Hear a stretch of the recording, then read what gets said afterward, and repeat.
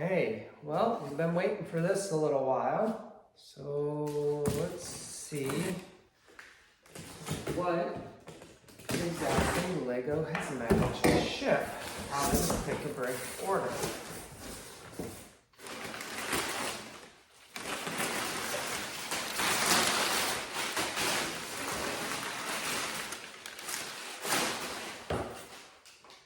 Excellent. Plates for Mills plates, so we can actually continue with the city. Hopefully, get the math right, and this should be enough to make Mills plates for this entire table. This first table is 7 by 10 plates, so 70 plates. So 4 of these per plate, 280. So I think I've got enough of those now, though I actually think I am short on the actual plates themselves. Got some hinges. Gonna use them here on the train track where I'm trying to go up and down a hill around a curve, so I can have this support pillar actually be vertical. So don't know how that'll work out, but we'll find out. And of course, when you place a big enough order, you get a couple of freebies. We got the Scary Pilot Island freebie and a Halloween VIP add-on pack. Actually, the second time I've gotten these because I bought a lot of Lego this month. So, pretty excited. Looking forward to getting started. Okay, so with that order, now I can take this all down that I've set up nicely for the couple of videos I've made and get to work actually setting things in place so it can be permanent. So here we go.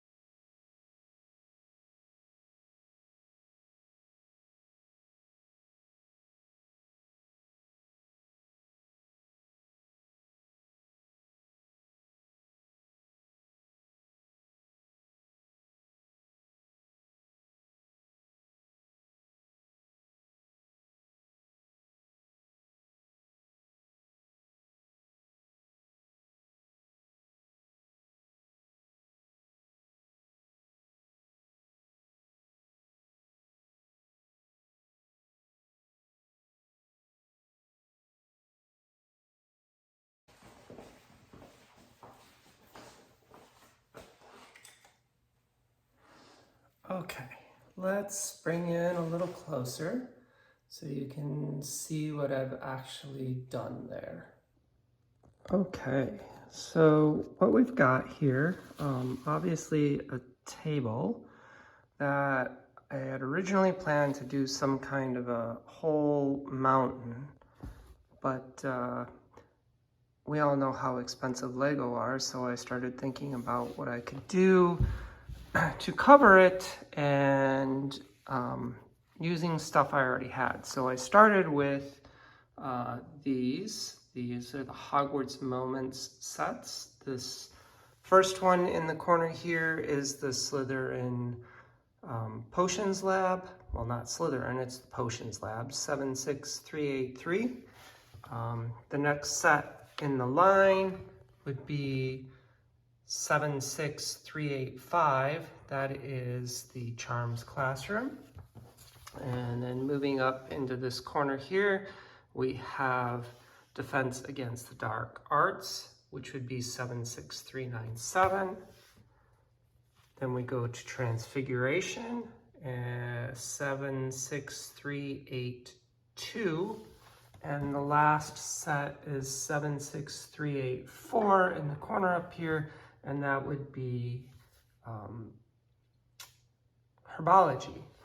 And then to make the rest of this wall, went back to sets I had from probably 30 years ago now as a kid, castle pieces. So I used the castle walls to make these, and obviously you can see we've got our train that will be going back under there.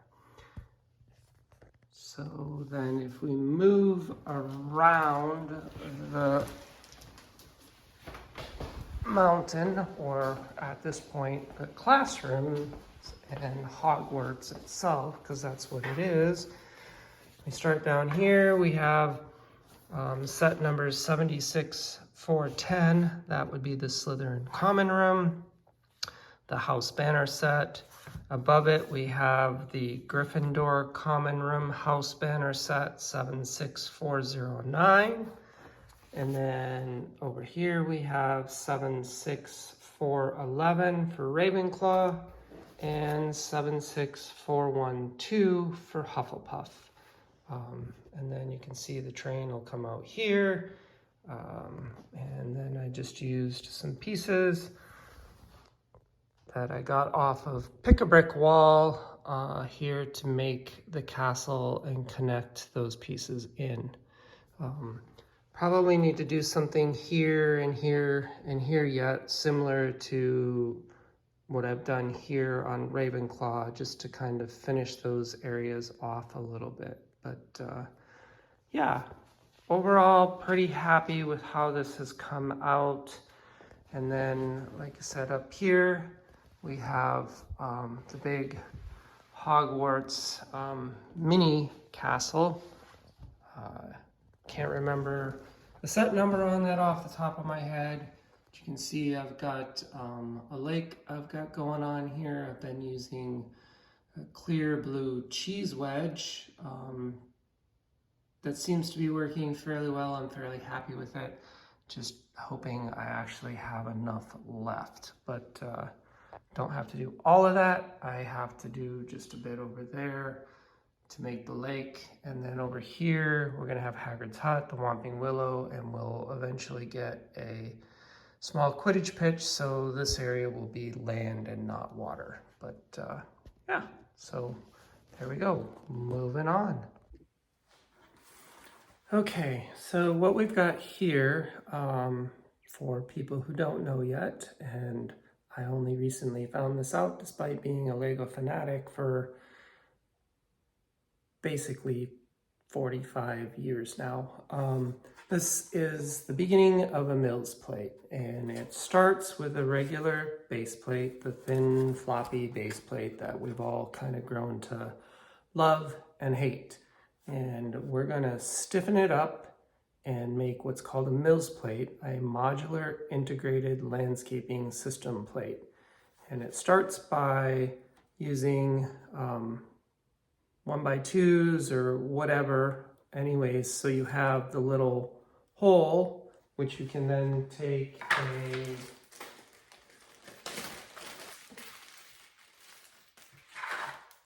Technic brick, a Technic pin, and insert, and then you can insert them together just like you do with the modular building sets, and this way you can try to build your larger layouts modularly so that you can eventually take them apart and move them around and whatever, and also so that they're stiffer.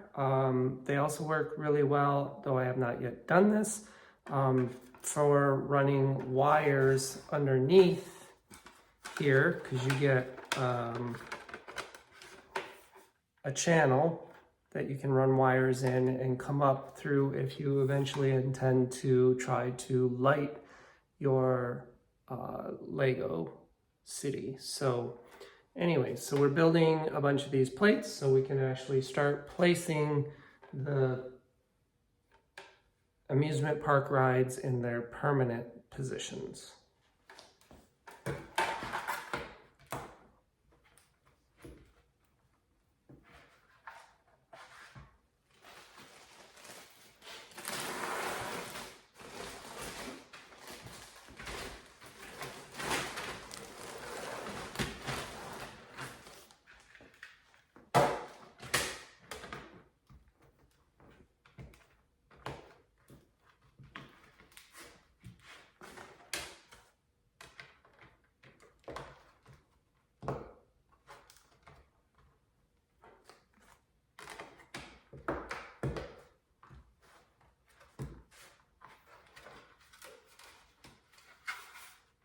So there you go, one completed Mills plate, something like 68 plus to go yet.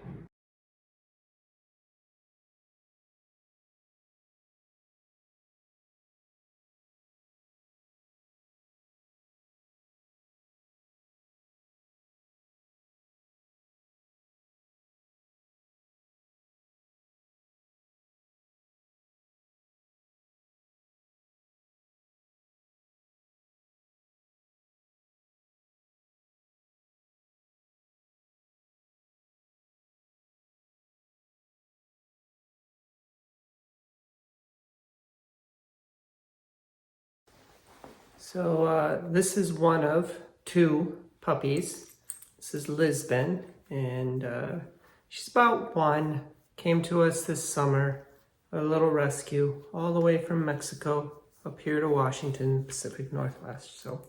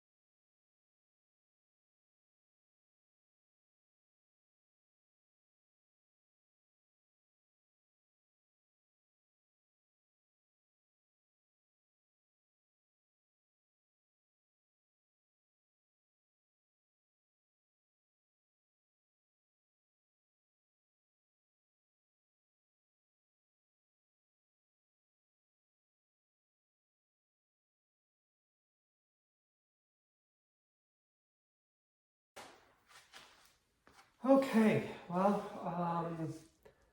that is about all I'm going to be able to do as far as Mills plates right now. Even on fast forward, you guys are probably going to be pretty bored of watching that anyway. So I knew I was going to run out of the actual base plates. So hopefully I'll be able to get some of those soon to continue with that. But this is enough to get going and start permanently affixing a few other things. So time for that. Okay, so I put down a little bit of a track here. I have it fixed into place. Eventually we will come back and ballast this track so you don't see any of the green underneath it. But project for another day. Mostly just wanting to get things in and see a little bit about what final layouts will actually look like. So we'll get started.